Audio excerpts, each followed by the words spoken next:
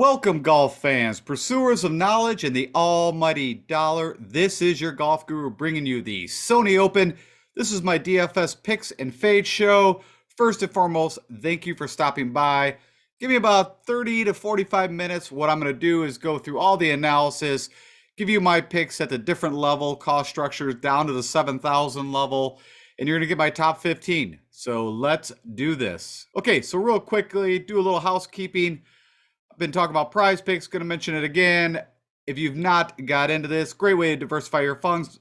This is an over and under projections. And right now the PGA is not out, but if you check me out tomorrow, I'm going to give you my picks for the prize picks. And again, if you sign up right now, you will get a 100% match up to $100. And all you got to do is put in my promo code Golf Guru. All right, let's get on to business. All right, so if you missed my preview show, as always, I give you all the areas that I'm looking at from a stroke gain analysis, how I'm building out the model. Of course, when we go through all the players, I'm going to give you kind of the mini model. But the top two that we're looking at is approach putting. Going to be a good ball striker here. That's tee and green, but mostly it's hitting those long iron shots in, the long par threes. A little bit of scrambling these come into play. Of course, I'm throwing a little bit off the tee, but that is kind of the last thing what we are concerned about is how well these guys in distance hit off the tee. At this course, of course, it's a short par 70, 7,000 yards. But the short game definitely comes into play. Your prox to pins, the heaviest is 25% of the shots coming in are 150 to 175. Then the next one up is 175 to 200. Again, at around 23%. Again, that's where the ball striking comes into play. You've got 11 par 4s here, but 10 of them fall in between the 4 to 450 and then 450 to 500. And then you got 3 par 3s falling in between 175 to 200. And then the last par 3, so there's 4 of them, is over 200 yards, around 204 yards to be exact. You got to make birdies here. It is a bit of a putting contest, and there's only 2 par 5s, which keeps the scores a little lower than, of course, what we saw at the Tournament of Champions. But they're both on number 9 and number 18 are very gettable, and you can definitely make eagles. Worst case, you must make a birdie or you are definitely falling back to the pack. And then I also went over comp courses, but I'll do it one more time for you. I've actually added 2. I talked a little bit about them, the American Express and the RBC. They both have Bermuda greens. They're both, the RBC's is par 71, a little over 7,000 yards, so very applicable. You got to be a little more accurate on that course. That course will definitely penalize you if you are not accurate off the tee. But everything else, I think there is some definitely crossover. And then, of course, the American Express, looking at just the La Quinta, it's 7,100 yards, Bermuda, but it is a par 72. So those 2 aren't the best. The best 4 that are all par 70s, all Bermuda, and just a tick over 7,000 yards would be RSM, the Honda, Wyndham, and the FedEx St. Jude. Of course, the RSM's the Sea Island course, PGA National, Sedgefield, and TPC Southwind. Okay. So that said, let's go and get into the player analysis, and then I will summarize my top 15 picks for you guys. Okay, so jumping over into Fantasy National, and again, I always state, we are focused on DraftKings pricing, but you can use this for FanDuel, these picks, or of course Yahoo, or whatever you're doing from a betting perspective. And always looking at recent form. I'm going to look at the last 12 rounds these guys played, or 3 tournaments on average. And have no filters turned on over here. Want to keep the data as fresh as possible. And then what I've done here is created a mini model for you, focusing on the key areas from a stroke gain analysis. So approach, heavily weighted, almost like 40%. Putting is weighted at like 25%. Then I got ball striking, this prox from 150 to 175, the par 4. And then also birdies gained, you can see over the last 12 rounds. And then we got recent results and tournament history. So you get all that in one view. Also noted, all these guys that I've also going to be favoring, I already went through and found out if they putt well on Bermuda or not. That is, of course, going to be crucial. So that was already done, which has got me to this point.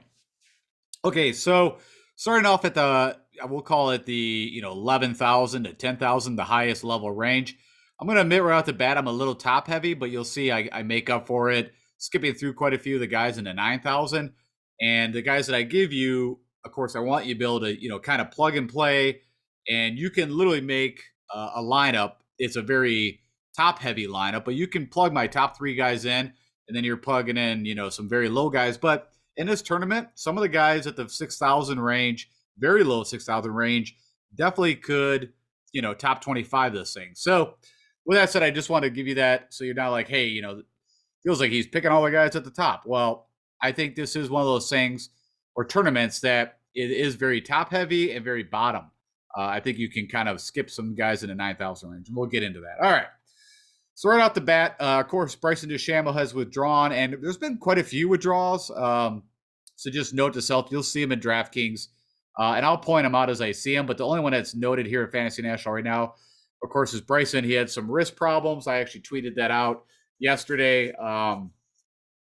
Honestly, I'm kind of happy because that helps us out a little bit on the pricing side, that whenever you have the top one or two guys, if they do withdraw, A, it takes you don't have to worry about them, but B, it also kind of, I don't want to say dilutes the pricing, but it can give you some pricing help when you're thinking about from a DFS perspective. Also, side note, I just noticed I plugged in a couple teams already from a large GPP. In the large $15 game, it's a 200K first prize, which, we've been at the 100K for a while now. So it's kind of nice to see that maybe because football's, maybe dialing back a little bit, that we're going to start to see. Of course, the players is typically the first milli maker contest we have. So, all right.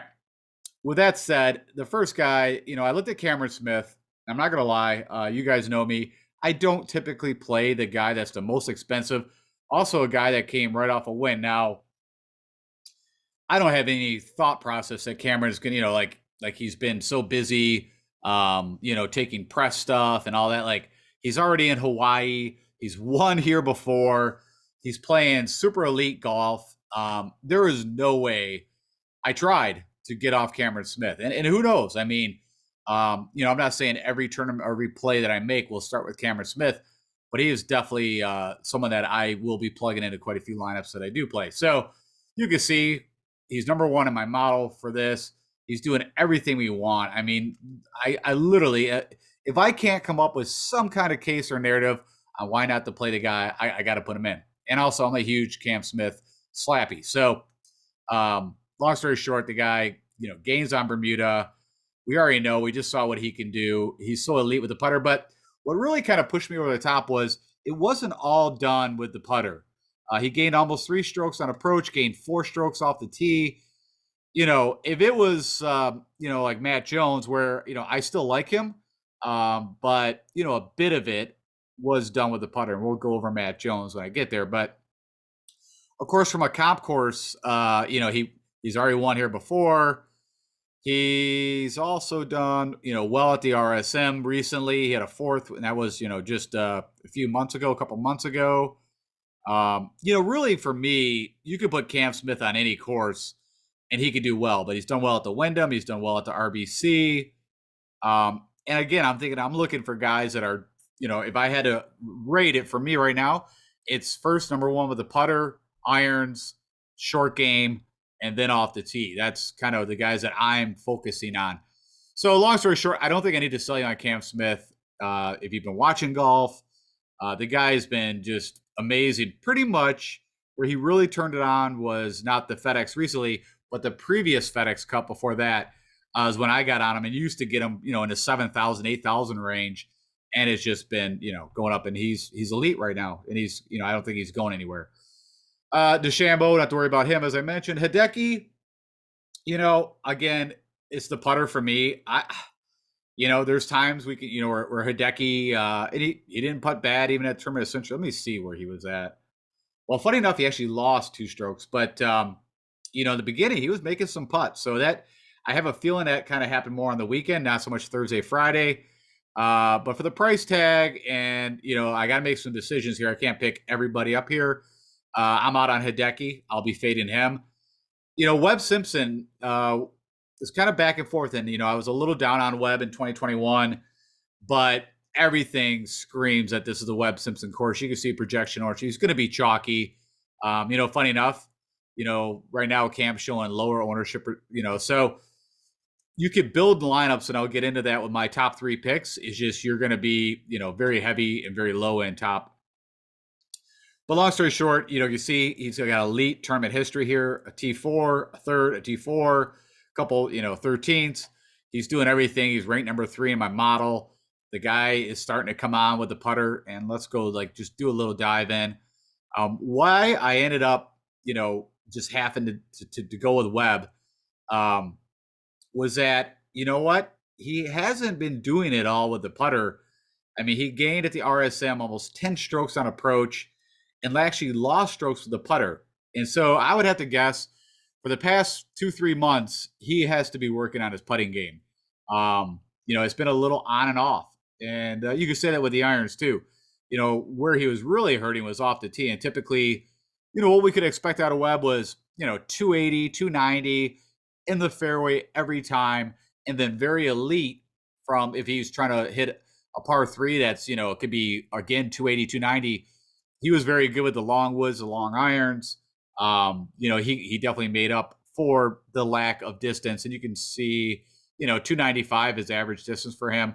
And his driving accuracy over his life, his career was always very high. It has suffered a bit in 2021. You could see that over his last 10 events. It's not so much he's losing distance or losing strokes gained because his distance. He's always been, we'll say lower than average on distance, I guess best way to put it. But it was always very accurate. But he lost some of that accuracy during the year. And also you see, like I said, a little bit, but the putter, which was his number one weapon, once he went to kind of that, I think he had a pendulum and then he went to arm lock. But I feel like, I think he's had a historically really good with the putter. So I'm on Webb. I'm going to skip over Sanjay. So that was kind of my trade-off. You could sit there and make an argument, but you could see tournament history, maybe not the best, but, playing very well and has had, let me see here, his putting splits typically does, putt very well in Bermuda. So, you could argue, like I said, if I created, 20 lineups, I'd swap these guys in and out all day. Just like I said, I'm not going to pick every guy, but, the elite talent up there deserves the pricing they're at. The number one guy, if I really had to start somewhere and skip these guys, I've already said Mark Leishman is my kind of all-in guy. Especially you could save $1,200 if you start builds with Mark Leishman. The guy's just been, his history here, a T3, a T4, a T20, great tournament history, had a good, really good fall and showed up again at the Tournament of Centuries.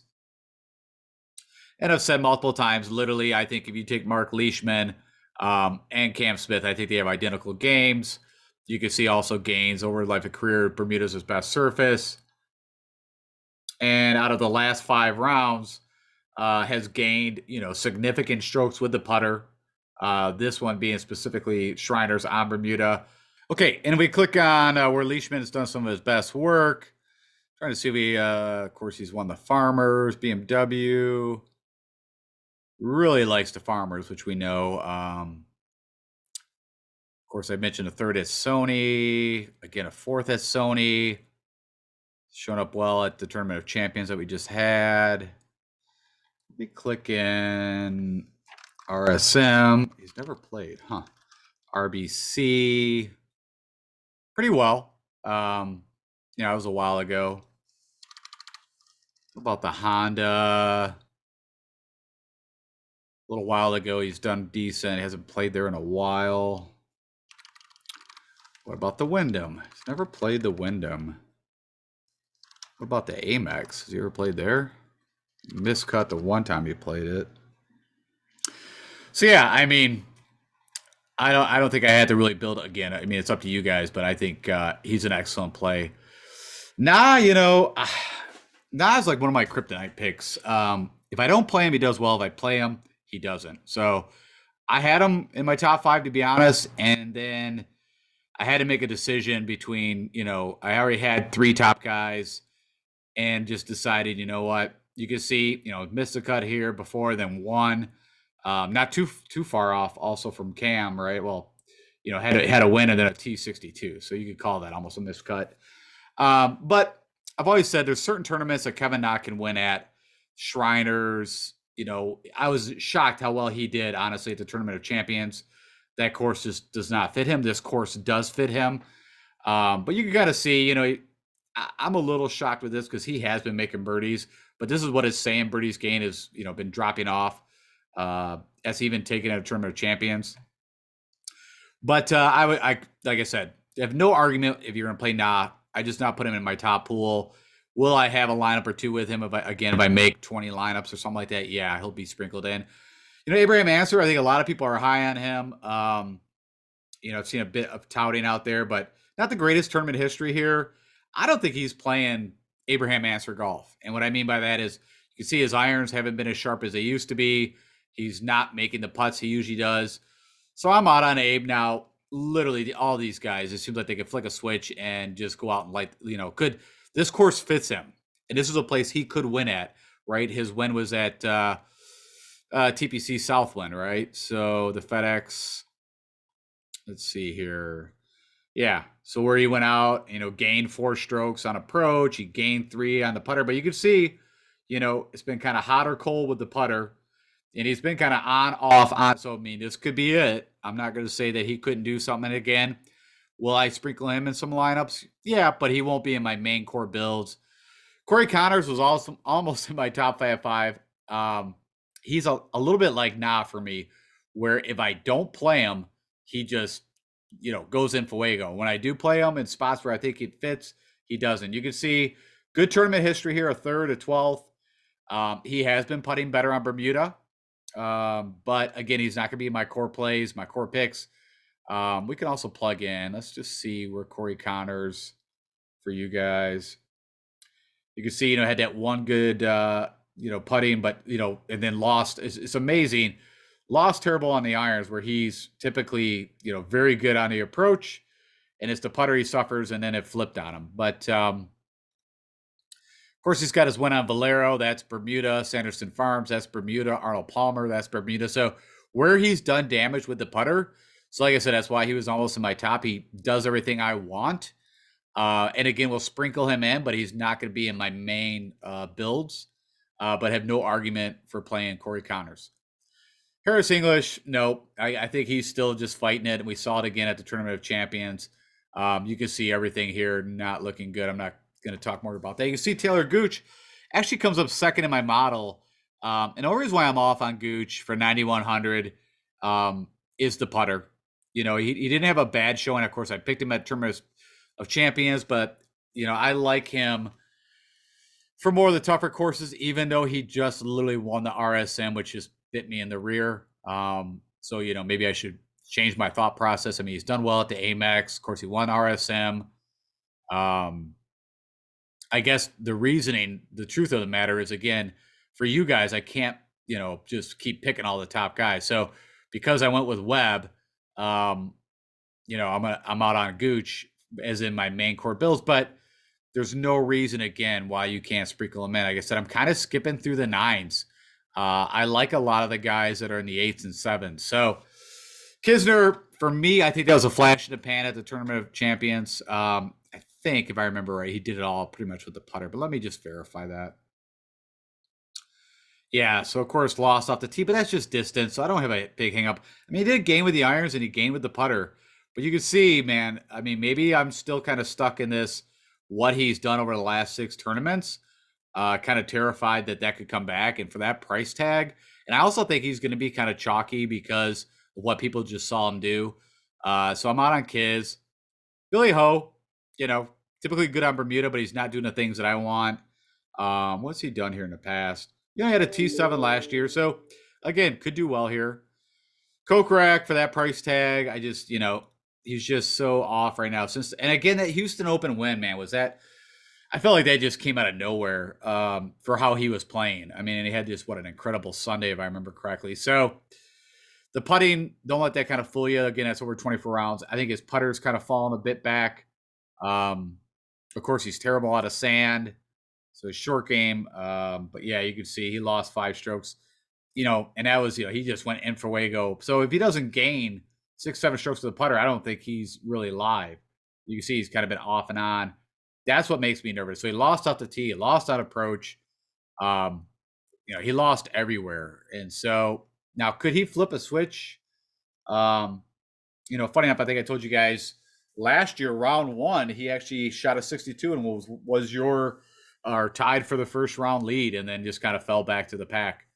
Um, and also, I've seen Kokrak where, and a lot of people's brains didn't even mind that it makes sense he would do well on big boy courses, but he's actually done pretty well on the shorter tracks, almost a little bit like Bryson DeChambeau. So if you click like the Charles Schwab, that's not super long. Valspar is not that big of a course. Charles Schwab, the AT&T, the Byron Nelson, Wyndham, RBC. Like, again, you can make an argument. He could have a good outing here, but I got to go with what the eye's telling me, and I'm out on him. I'm on Russ Henley. This is one of those where, there could be a little bit of bias here. I've been waiting for Russ Henley to win a tournament since the CJ Cup Zozo of the last, not this summer, but the previous summer. And Bermuda and irons is when I think of Russ Henley, that is his specialty. Of course, he also showed up. What was it at the U.S. Open? I believe I always get it kind of mixed up in my brain. Yeah, the U.S. Open where he had that chance. I think he was either leading or tied for the lead on Saturday, and then kind of fell back on Sunday. But if we take a look at where Russ has done, the Honda. Of course, he won here. I think it was actually he got his tour card, and it was like his first event, and he won it. So that's kind of crazy. John Deere, you can make an argument it's not a bad comp course. It's short. I think that's what bent grass. Yeah, so it's a par 71, less than 7,200 yards, but different greens. But you could, it could definitely be considered a pretty decent comparable course. I think it's a little tighter. I would put it more like an RBC Heritage. Would comp out better for that. Let's see here. There's that Zozo I was telling you guys about. There's RSM. He's done well. RSM, RBC, the Wyndham, kind of like Webb Simpson. If Russ Henley's going to do well and have a chance to win, this is a track that he could do it on. So I'm all in on Russ. Could come back to bite me. You can see kind of mixed results at tournament history here. But I've been playing pretty decent golf, and so that's where I'm landing. Russ or Matt Jones. I was not going to pick him. We go click on Mr. Matty Jones. I was sitting there thinking he a couple of those, the 62-61, he has some chip-ins. He putted very well, a little out of his league. But you could also see, he did gain off the tee. He gained on approach. It's not huge, but he did gain on approach. It just wasn't all done with the putter. You can see his Shriners did pretty well, but it was the putter that kind of let him down. Now, do I think that Matt Jones is going to go gain 6 strokes here? I highly doubt it. But when I start to look through where he's done well in the past, of course, the win at the Honda, which is a great comp course. There was the St. Jude. I mean, again, this is a while ago, that one. Bermuda, AT&T, short track, the Wyndham, that's a while ago. But again, I just feel like this is a course that John Deere, that if he's going to do it, and then if you literally put in, let me just see the Sony. He had an 11th here, a 15th, a 17th. Some of this is older, but he's done well here.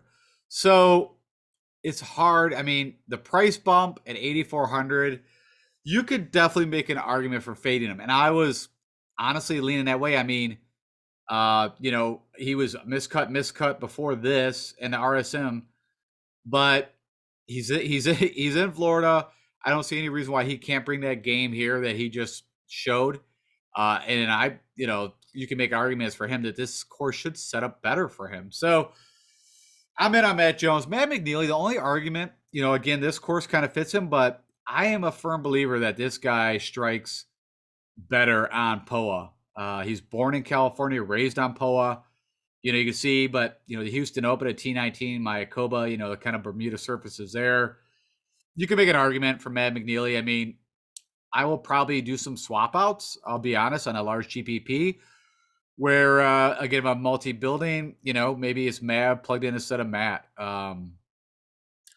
EVR been playing some decent golf, right? Again, came out on fire, but that's EVR, right? He's going to have those, I think he could have easily shot 9, 10 under in his first round, but just missed some putts.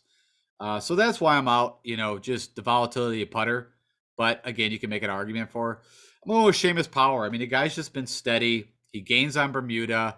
You can see the putter has been where he's been led. Let me take a look at this.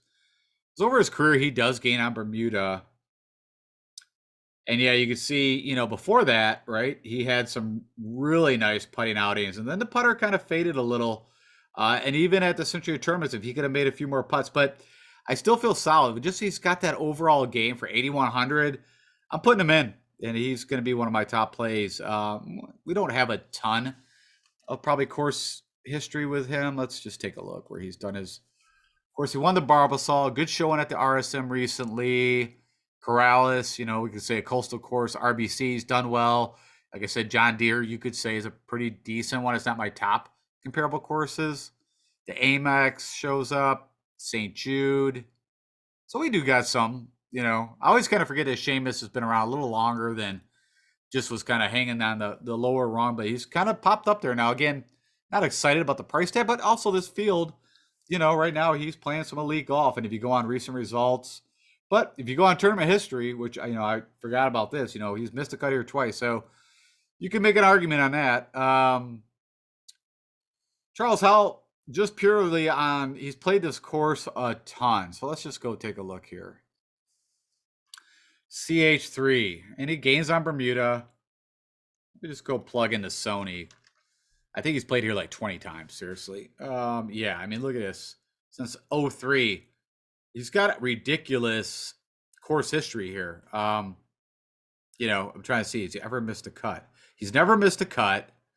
He's had a 68, but still made it. But if you take his last, I don't know, 5 attempts, right? I mean, everything, you could say, up there. But if you just go on his game and what's been going on, nothing, I don't know. I mean, you can see a T16.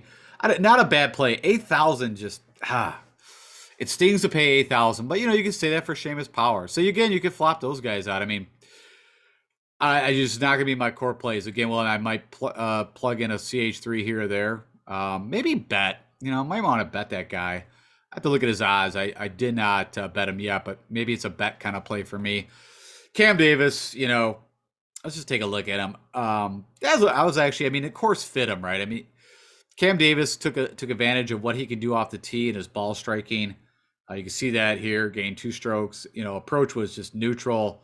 But, for Cam, if he gains just a little, he can pop.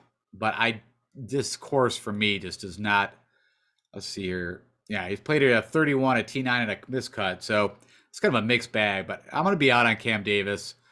I'd rather go with Brendan Steele. So if you want to talk, I think he's got elite. Out of 3 events, they have a runner-up playoff, a T4. He actually's got some pop in his bat. You can see 301 yards, pretty good with the accuracy. Not the greatest showing at the RSM. Let's just see where he's done his damage. So, of course, the Fortinet won twice back-to-back. The Zozo, he had a good showing over in Japan. That was recent. The Sony previously, we already mentioned that. The Amex, the Honda. So, yeah, I mean, these courses fit him. And I like Brendan Steele. I have no problem. Chris Kirk, again, has a long running history at this event. If I go plug him in, plug in the Sony for Mr. Chris Kirk. So it's funny, Steele had the playoff before.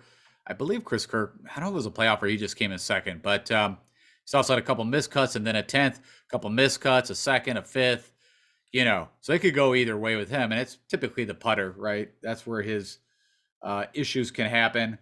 But I think I had him for the RSM. Let me see where he did for the RSM. Yeah. So I was on him for the RSM and he went and missed the cut on me. So as you see, I could definitely get the Chris Kirk wrong. But I'm on him this week. I like him. I actually looked at Ryan Palmer. He could be a sneaky play. I think at 7,800, that's a good price for Ryan Palmer. He hasn't been playing the way he was playing, right? We had a pretty good showing from him, but you can see gains on Bermuda. Had a good kind of Texas swing, of course, home, but you can see he won the Sony way back in 2010. Funny enough, is that his only win? I have a hard time believing that. At least what this is saying.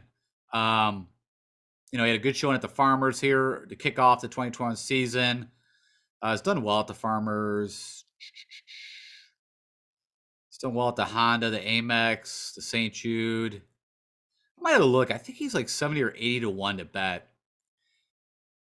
You can make an argument. I think Ryan Palmer could be a sneaky play. It's just what does that putter do? But for that price tag, he's had a pretty decent recent history.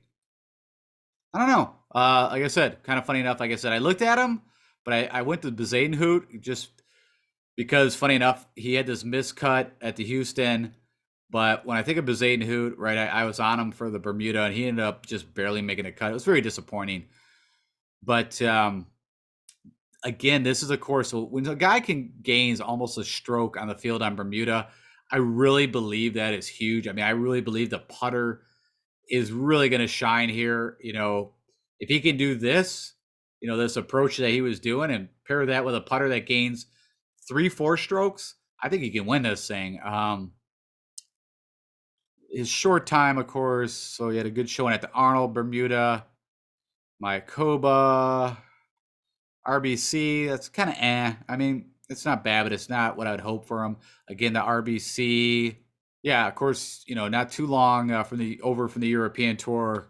But I like the Zadenhout. But yeah, that Ryan Palmer's got me thinking. Like I said, I'm gonna plug him in someplace, but I think I'm definitely gonna put a bet on Ryan Palmer. I don't know why, just kind of getting that vibe. Siwoo Kim, I was, funny enough, I was kind of on. Of course, he won the Amex not too long ago. Pete Dye specialist had a pretty good showing. I'll say a decent showing to the Century, but the more I thought about it, I don't get him right either. So I'm just gonna play Siwoo Kim on the Pete Dye courses and let it fall where it may. Of course, from a one and done perspective, he'll be there. Aaron Ra, could be kind of a sneaky play. Never played here, but when we saw him in the fall, really was spiking. I've always said when you see guys that are showing up here with a lot of these teeners, good to bet and is typically up for a win. So saw what the putter does, but you can see everything else in my model. He ranks 7th. Of course, also European Tour kind of transfer over. Let me see, how much do we have? Yeah. So he was there European Tour, and then I guess maybe he went to the Corn Ferry, graduated from there. That's how I remember it. Because I definitely saw him play quite a bit over on the European side. But funny enough, yeah, it kind of specs out for the tournaments. So again, no argument that you could play him. I'm a little more higher on Joel Damon. Funny enough, Killer Keith has done pretty well here too. I'll just mention that. Again, I don't think of a Killer Keith with the big driver. I looked at him, I evaluated it. Just he's also won the Honda. I mean, you can make an argument for him. I definitely. So there you go. One of my comparable courses. And funny, he did it all on approach. Just barely gained with irons. And also, like I said, I think I know he came out and did, yeah. So pretty good course history at the Sony. Let's go look. I didn't do a ton of RBC, no RSM. That was recently. It has good showing at the RSM. I think he's a native of Sea Island. Might be wrong on that, but I think so. There's a lot of those guys: Harris English, Kisner, from that Georgia Sea Island area. What else was I thinking? What about the FedEx? I got to put WGC in. So that was a while ago. They had a 39th. The Amex. I don't know. Killer Keith could be sneaky play. You can make an argument for him. But I'm going to go with Damon. Just, pretty decent. I just like him. You can see everything he's doing. Honestly, I think he would have had a better showing at Tournament of Champions.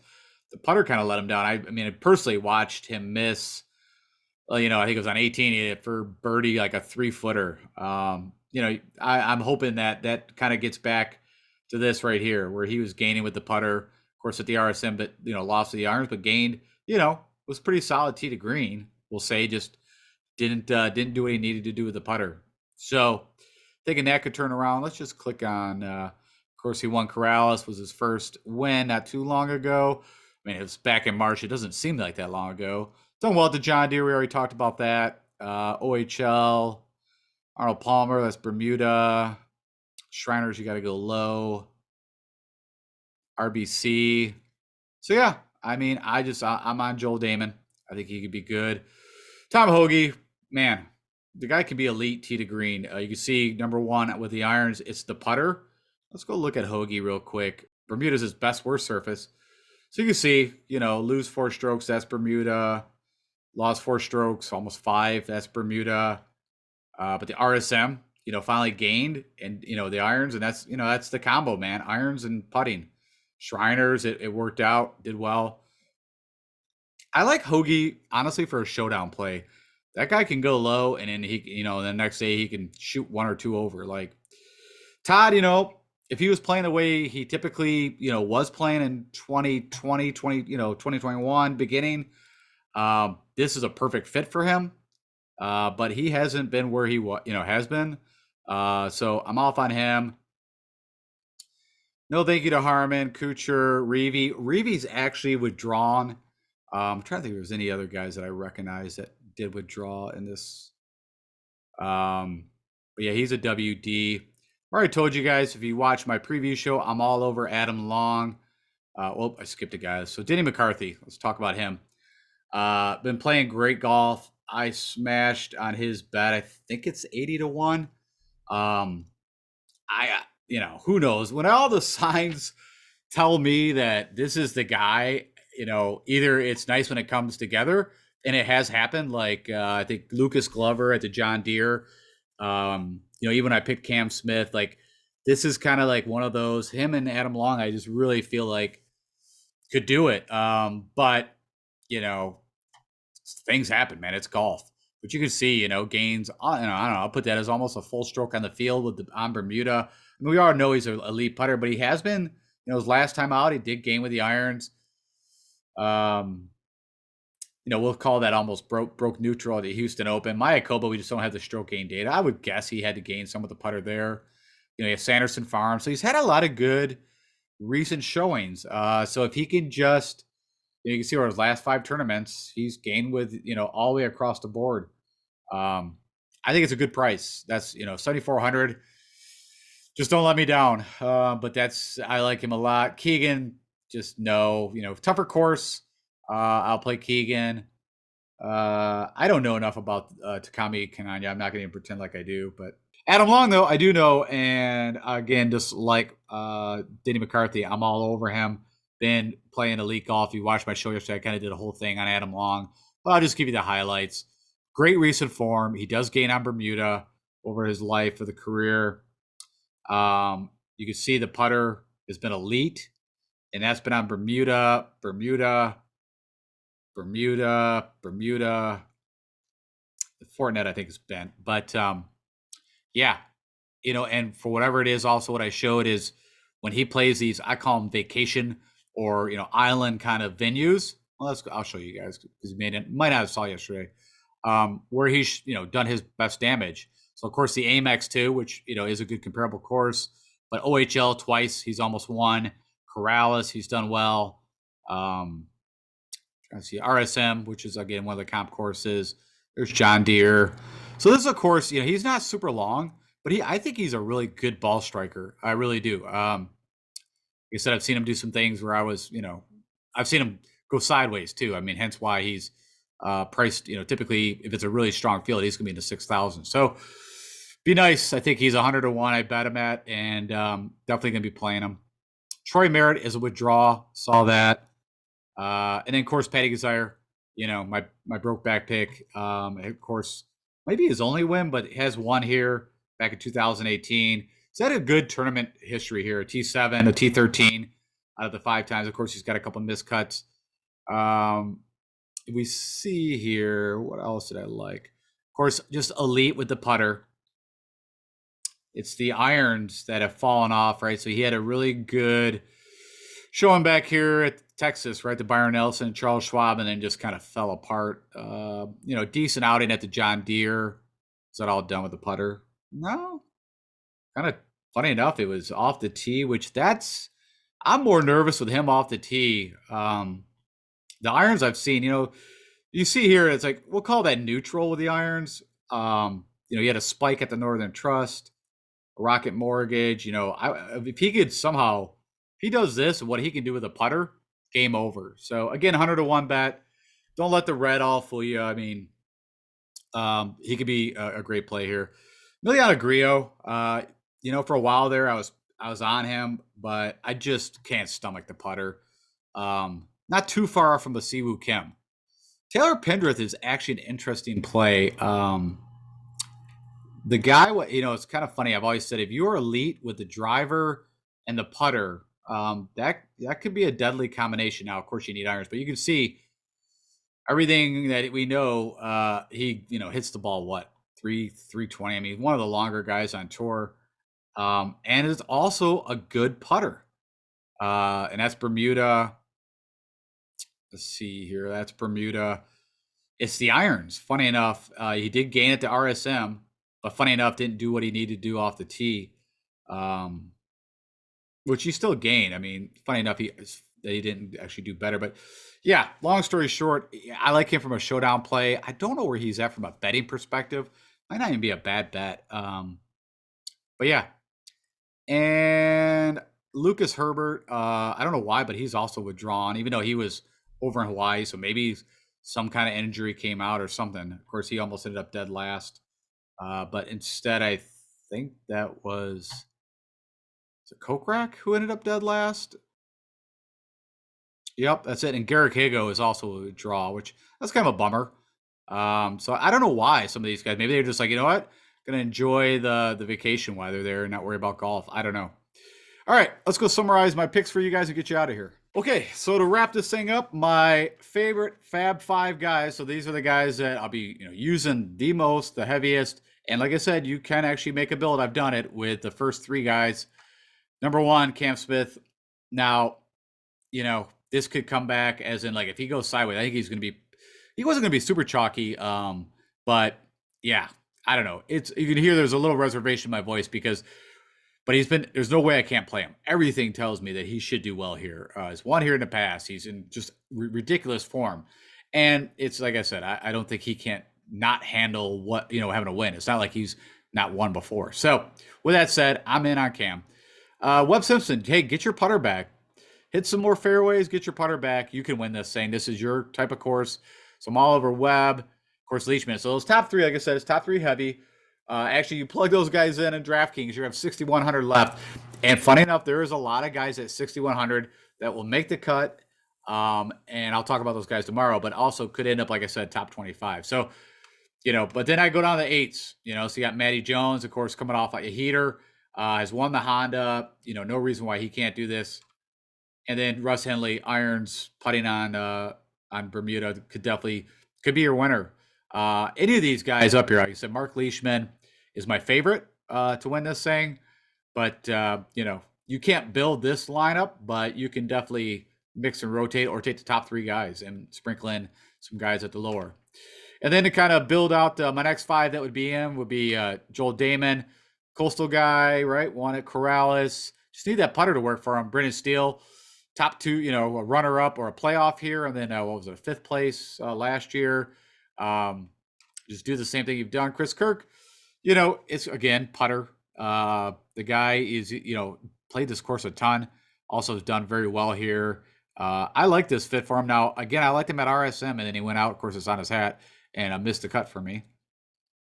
But Zayden Hoot, he had a pretty good showing at Mayakoba, but I think I was on him at the Bermuda, and I think he made the cut, but just did not. And that field, it was such a weak field that he did not. Top 10 is ridiculous, but I like his game here. And then, of course, Seamus just kind of steady. When I think of Seamus, I don't think he does anything elite. I think he does everything pretty good. We'll put it that way. My unsung guys you can plug in, of course, Patty Gazar, 100-1. Got a bet on him.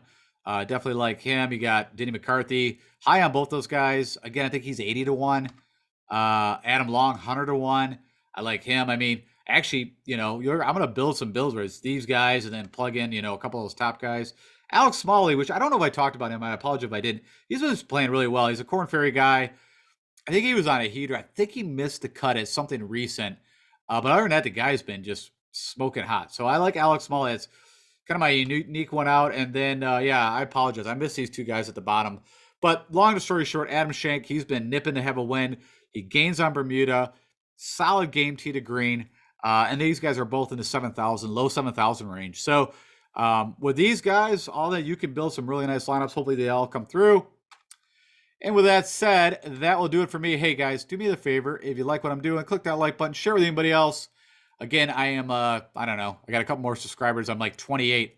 I'm going to figure out. I promise you by tomorrow I will announce if you are the 1,000th subscriber what you are going to win. It's not going to be crazy, but I want something cool to send you guys or send you or her, whoever comes to be my 1,000 subscribers. So let's smash that subscribe button. That sounds so lame. If you would do me the honor, subscribe. Why are you going to do that?